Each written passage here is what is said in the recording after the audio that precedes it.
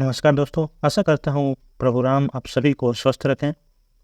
हमारा ये बायोलॉजी का सीरीज चल रहा है, जिसके अंतर्गत आज हम कोशिका अध्ययन का अध्ययन करेंगे। तो चलिए प्रारंभ करते हैं। जीवन की उत्पत्ति से संबंधित अध्याय हमने पढ़ लिया है, जिसमें इससे संबंधित सिद्धांत अरस्तु, हीगो, डिब्रिज, लैमार्क और डार्विनवाद ने लिखा था। इसको हमने अच्छे से समझ लिया था। परंतु इन सब के अलावा एआई ओपेरिन का सिद्धांत भी सर्वाधिक मान्य होता है। ओपेरिन की पुस्तक द ओरिजिन ऑफ लाइफ में भौतिकवाद या पदार्थवाद का सिद्धांत देखने को मिलता है।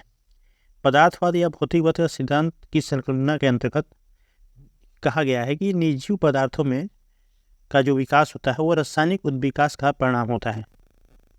उद्विकास क्या होता है? उद्विकास या इवोल्यूशन सभी प्रजाति विशेष जो जीव होते हैं उनकी सभी प्रजाति क्या करते हैं, संतान उत्पत्ति करते रहते हैं, जिनसे लाखों हजारों वर्ष पश्चात उस जाति या उस जाति विशेष में कुछ अंतर देखने को मिलता है।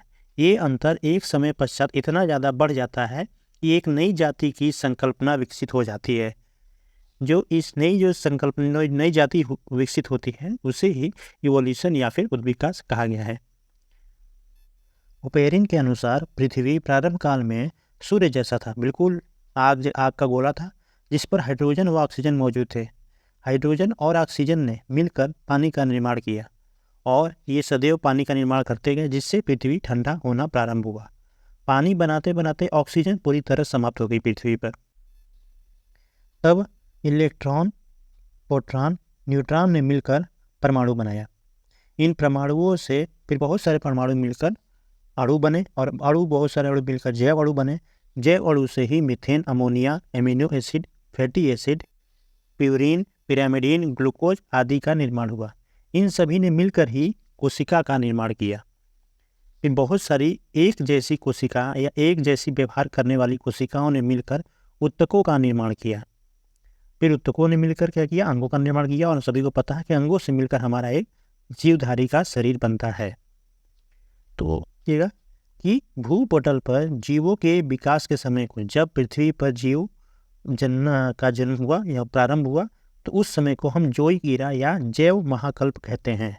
तथा उससे पहले के समय को, यानी जब जीव धरती पर नहीं थे तो उससे पहले के समय को अजैविक महाकल्प या अजोइक ईरा कहते हैं, जहाँ जैव का अर्थ ही होता है जीवन।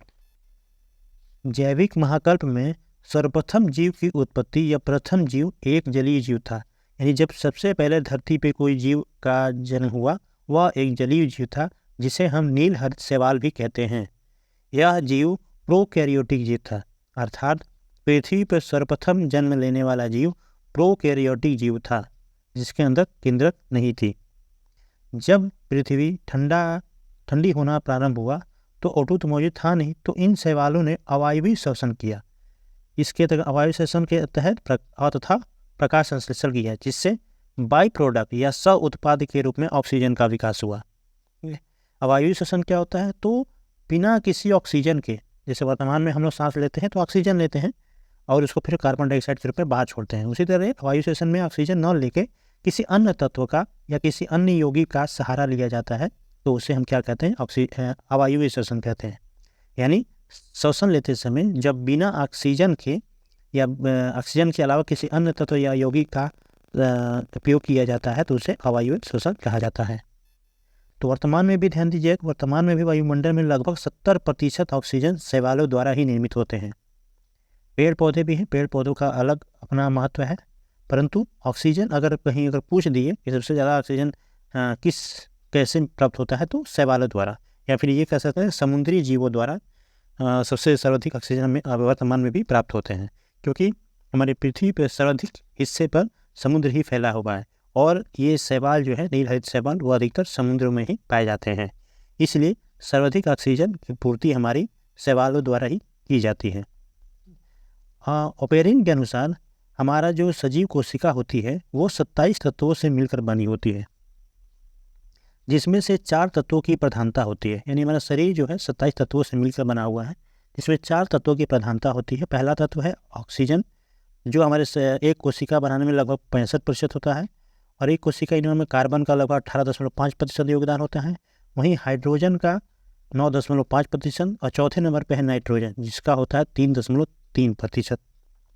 27 तत्वों से मिलकर यौगिक का निर्माण होता है, जिससे जीव का विकास होता है। तत्व और यौगिक में क्या अंतर है? तो कोई भी तत्व जैसे कि ऑक्सीजन, हाइड्रोजन, कार्बन, ये सभी जब अलग अलग होते हैं तो इन्हें तत्व कहा जाता है। और जब इनमें से एक या दो से अधिक एक साथ मिल जाते हैं तो इन्हें हम यौगिक कहते हैं। जैसे ऑक्सीजन और कार्बन दोनों अलग अलग हैं तो तत्व हैं, परंतु जब दोनों को मिला दिया जाए CO2 क्या बन जाएगा? CO2 जब बन जाता है तो कार्बन डाइऑक्साइड बन जाता है। तो ये जो कार्बन डाइऑक्साइड है ये एक यौगिक होता है। ठीक है। कोशिका निर्माण में भाग लेने वाले 2 लघु तत्व कौन कौन से हैं? पहला है कैल्शियम 1.5%, और दूसरा है फास्फोरस 1%। ये 2 लघु तत्व हैं, सबसे कम मात्रा में इनकी कोशिका निर्माण में सहायता होती है। दूसरा क्या है हमारा? नेक्स्ट है हमारा कि सर्वाधिक मात्रा में धातु के रूप में सबसे ज़्यादा कौन सा है? होता है कैल्शियम। कैल्शियम हमारे कोशिका निर्माण में सर्वाधिक ज़्यादा धातु के रूप में प्रयोग में होता है। पदार्थ के रूप में जल प्लस लवण होता है, जिसमें 70% योगदान होता है। और कार्बनिक पदार्थ की प्रधानता कितनी होती है? उसकी होती है प्रोटीन 14 से 15%, वसा का 3%, और एक कोशिका निर्माण में कार्बोहाइड्रेट का 1% का योगदान होता है। सभी जीवधारियों की सबसे छोटी व संरचनात्मक एवं क्रियात्मक इकाई होती है। यानी कोई भी जीव का जो शरीर निर्माण होता है वो सबसे छोटी जो उसका तत्व होता है जिससे मिलकर बनते हैं, जैसे बूंद बूंद से घड़ा बनता है, घड़ा भरता है, उसी प्रकार जो हमारा मानव शरीर होता है या किसी जीव का शरीर होता है वो छोटी छोटी कोशिकाओं से मिलकर बना होता है। ठीक है। तो यही बोला गया है कि हमारी जो कोशिका होती है वो सभी जीवधारियों की सबसे छोटी एवं संरचनात्मक एवं क्रियात्मक इकाई होती है। इसमें प्रायः स्वतः जनन की क्षमता होती है, अर्थात कोशिका बिना किसी अन्य सहायता से स्वयं ही अपनी जनसंख्या को बढ़ाने में सक्षम होते हैं। यानी एक कोशिका जो होती है बिल्कुल एक जीव की तरह होती है। जैसे एक जीव, जैसे हमारा शरीर है, भोजन करता है और उसका ऊर्जा उसका निकालता है, उसका हम लोग कार्बन डाइऑक्साइड ऑक्सीजन लेते हैं, कार्बन डाइऑक्साइड के ऊपर निकालते हैं। तो उसी प्रकार कोशिका भी सारे काम करते हैं, भोजन करता है, ऑक्सीजन लेता है, सांस लेता है, वो सारी क्रियाएं क्या कहते हैं। क्यों? क्योंकि कोशिकाओं से ही तो हमारा शरीर बना हुआ है। तो कोशिका ये सब सारी चीज़ें करेंगी तभी जाकर हमारा शरीर भी वो सब सारी चीज़ें करता है। कोशिका सिद्धांत या सेल थ्योरी स्लाइडेन तथा स्वान नामक वैज्ञानिकों द्वारा प्रतिपादित किया गया था। ऐसे क्वेश्चन कभी कभी पूछ लिए जाते हैं तो इनको थोड़ा ध्यान रखिएगा। नेक्स्ट, जीवधारियों में 2 प्रकार की कोशिकाएं पाई जाती हैं, जिसमें से पहला है प्रोकैरियोटिक कोशिकाएं तथा दूसरा है यूकैरियोटिक कोशिकाएं।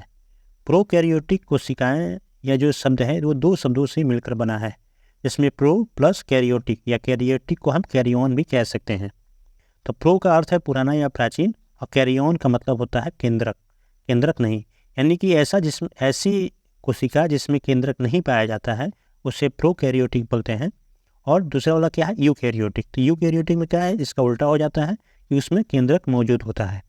तो जिस कोशिका में केंद्रक मौजूद होता है या उपस्थित होता है उसे हम यूकैरियोटिक बोलते हैं, और जिसमें केंद्रक मौजूद नहीं होता है उसे प्रोकैरियोटिक कोशिका बोलते हैं।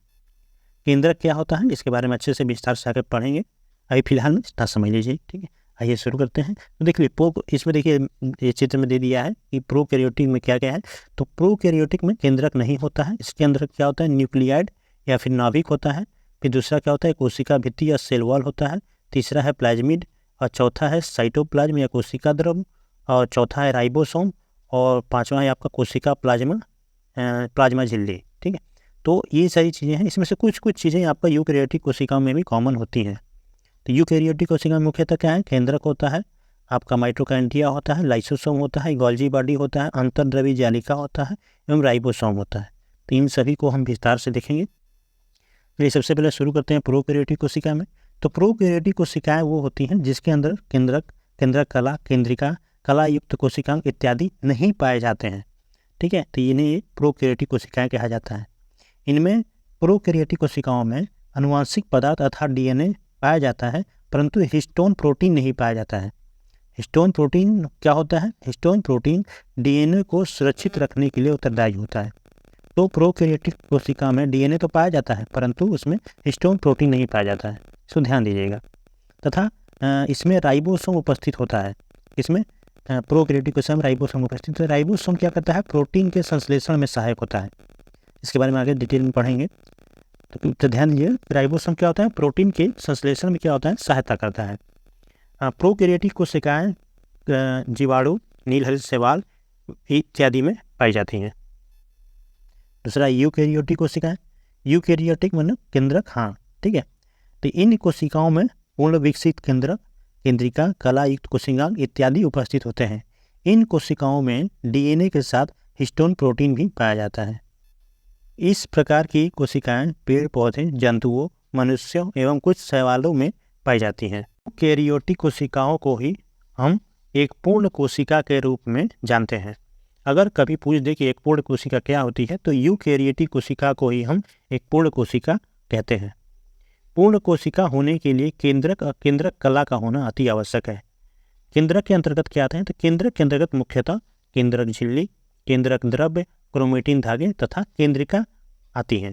अगर इन चारों में से कोई एक अनुपस्थित रहता है तो हम उसे वास्तविक केंद्रक नहीं कहेंगे। केंद्रक के अलावा यूकैरियोटिक कोशिकाओं में कोशिका द्रव्य, लाइसोसोम, माइटोकॉन्ड्रिया, गोल्गी काय, अंतर्द्रवी जालिका, राइबोसोम इत्यादि पाए जाते हैं।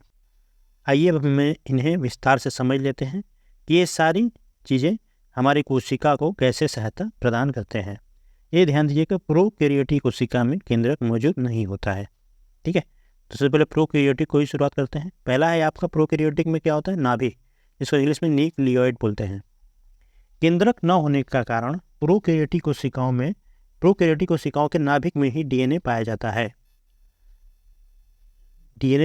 इन कोशिकाओं में डीएनए के साथ हिस्टोन प्रोटीन नहीं पाया जाता।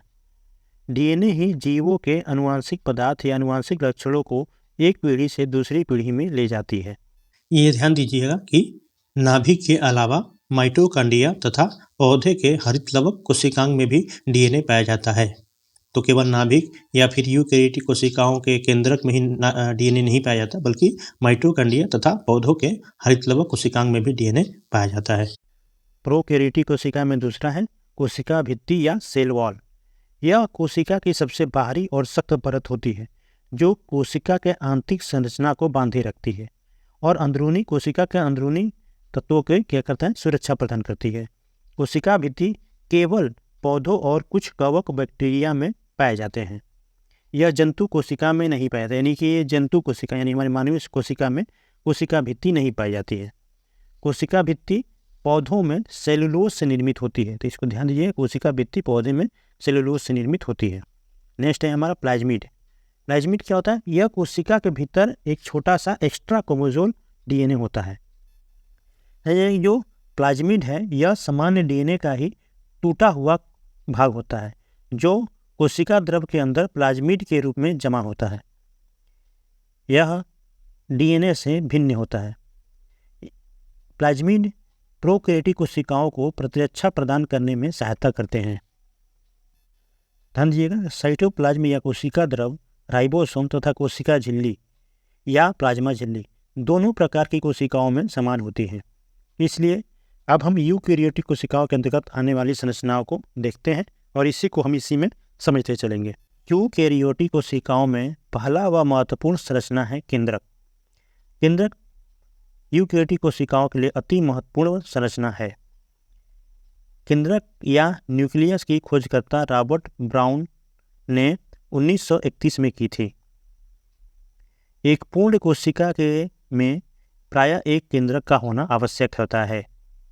यूकैरियोटिक कोशिकाओं में इसे कोशिका का नियंत्रण केंद्र कहा जाता है।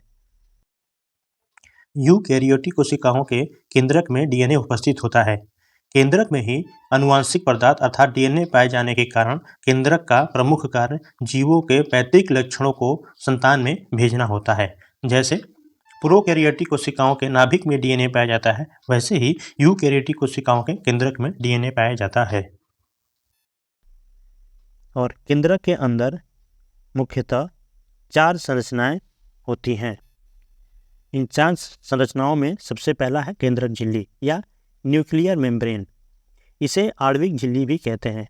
यह झिल्ली केंद्रक के समस्त पदार्थों की सुरक्षा करता है। यह केंद्रक द्रव्य को एक निश्चित सीमा में बनाए रखता है। इसका निर्माण लाइपोप्रोटीन तथा अर्थात लिपिड प्लस प्रोटीन से हुआ है। लिपिड जो होता है मुख्यतः वसा से निर्मित होते हैं। केंद्रक के अंदर दूसरा है केंद्रक द्रव या न्यूक्लियोप्लाज्म। केंद्रक के अंदर भरे जीव द्रव या प्रोटोप्लाज्म को केंद्रक द्रव कहते हैं। जीव द्रव को अच्छे से समझ लीजिए। जीव द्रव या प्रोटोप्लाज्म का अर्थ है प्रोटो अर्थात पहली, प्लाज्मा यानी अवस्था। तो कोशिका निर्माण के लिए सभी आवश्यक पदार्थ इसी जीव द्रव में भरा होता है। ये जो भी पोषक पदार्थ कोशिका को आवश्यक होती है, जरूरत होती है, वो सारे पोषक पदार्थ हमारे जीव द्रव में ही पाए जाते हैं। वही क्या करते हैं, जीव द्रव क्या करते हैं, कोशिका को हमारे पोषक पदार्थ उपलब्ध कराते हैं, जैसे प्रोटीन, वसा, ऑक्सीजन इत्यादि। प्रोटोप्लाज्म या जीव द्रव, इसके दो रूप होते हैं। पहला है आपका न्यूक्लियोप्लाज्म, जिसे हम केंद्रक द्रव बोलते हैं, और दूसरा है हमारा साइटोप्लाज्म। तो जो ये न्यूक्लियोप्लाज्म है, जो जीव द्रव केंद्रक के अंदर मौजूद होता है, उसे न्यूक्लियोप्लाज्म कहते हैं। और जो जीव द्रव हमारे कोशिका के अंदर पाया जाता है, उसे हम कोशिका द्रव कहते हैं। दोनों एक ही चीज़ है, जीव द्रव या प्रोटोप्लाज्म ही होता है। अगर वो केंद्रक के अंदर मौजूद रहे तो हम उसे केंद्रक द्रव कहेंगे, और अगर वो कोशिका के अंदर मौजूद रहे तो उसे हम कोशिका द्रव या साइटोप्लाज्म कहते हैं। हालांकि दोनों ही स्थिति में जीव द्रव या प्रोटोप्लाज्म का कार्य एक ही होता है कि कोशिका को या फिर केंद्रक को पोषक पदार्थ उपलब्ध कराना। ठीक है, तो इतना ध्यान दीजिएगा कि प्रोटोप्लाज्म या जीव द्रव एक ही दोनों जगह मौजूद होता है, बस नाम दोनों के अलग अलग हो जाते हैं। अगर केंद्रक के अंदर रहेगा तो केंद्रक द्रव या न्यूक्लियोप्लाज्म कहेंगे, और वही जीव द्रव जब कोशिका के अंदर रहता है तो उसे हम कोशिका द्रव या साइटोप्लाज्म कहते हैं। केंद्रक के अंदर हमारा तीसरा है केंद्रिका या न्यूक्लियस। यह भी केंद्रक के अंदर उपस्थित होते हैं। केंद्रिका या न्यूक्लियस जो होता है वो आरएनए का संश्लेषण करता है। आरएनए क्या करता है, तो आरएनए का कार्य होता है राइबोसोम का निर्माण करना। राइबोसोम क्या करता है, राइबोसोम प्रोटीन का निर्माण करने में सहायक होता है। आरएनए मुख्यतः 3 प्रकार के होते हैं। पहला है mRNA, दूसरा है tRNA और तीसरा है rRNA। तो rRNA को ही हम क्या कहते हैं, राइबोसोमल आरएनए कहते हैं। rRNA में जो पहला वाला R है उसका मतलब है राइबोसोमल और आरएनए। ठीक है, यही राइबोसोम का निर्माण करते हैं। डीएनए और आरएनए के बारे में हम विस्तार से अध्ययन आगे अभी करेंगे। जैसे गन्ना जब किसी चीनी मिल में जाता है तो चीनी के रूप में परिवर्तित होकर निकलता है। सेम वैसे ही एमिनो एसिड की यदि गन्ना मान लिया जाए तो राइबोसोम क्या हो जाएगा, वो चीनी मिल हो जाएगा, और उसका जो उत्पाद होगा वो क्या हो जाएगा, प्रोटीन। जैसे चीनी निकलेगा, गन्ना चीनी मिल में गया तो चीनी निकला, उसी प्रकार एमिनो एसिड राइबोसोम में जाके क्या निकलता है, प्रोटीन निकलता है। ठीक है, राइबोसोम क्या कहते हैं, तो प्रोटीन की फैक्ट्री कही जाती है। ठीक है, तो राइबोसोम को क्या कह सकते हैं, प्रोटीन की फैक्ट्री कही जाती है। जैसे एमिनो एसिड जैसे प्रोटीन की फैक्ट्री यानी राइबोसोम में जाता है, उसके बाद वो क्या होता है, प्रोटीन वहाँ से बनकर निकलता है। तो एमिनो एसिड ही क्या होता है, प्रोटीन के रूप में, उत्पाद के रूप में निकलता है। जैसे चीनी मिलों में मैनेजर होता है जो सबको दिशा निर्देश देता है, वैसे ही इस प्रक्रिया में भी प्रोटीन बनाने के जो मैनेजर होता है वो आरएनए होता है। आरएनए ही सभी को दिशा निर्देश देता है, तब जाकर वो काम करते हैं। एमिनो एसिड प्रोटीन युक्त खाद्य पदार्थों में केंद्रित रहती है। जो भी आप प्रोटीन युक्त खाद्य पदार्थ खाते हैं उसमें एमिनो एसिड मौजूद रहता है। उसी एमिनो एसिड से राइबोसोम प्रोटीन बनाकर हमारी कोशिका तक पहुंचाता है। नेक्स्ट है हमारा क्रोमेटिन धागे। इसका निर्माण डीएनए प्लस हिस्टोन प्रोटीन से होता है। हिस्टोन प्रोटीन डीएनए का संरक्षण करता या सुरक्षा गार्ड होता है। डीएनए या क्रोमेटिन धागे ही आनुवंशिक पदार्थ को एक पीढ़ी से दूसरी पीढ़ी में ले जाती हैं। हमने केंद्रक के अंतर्गत आने वाली संरचनाओं को हमने समझ लिया है। अब दोस्तों ये वीडियो काफ़ी लंबा हो रहा है, इस वजह से कोशिका का इससे आगे का भाग हम नेक्स्ट वीडियो में समझेंगे। तब तक के लिए जय हिंद, जय श्री राम।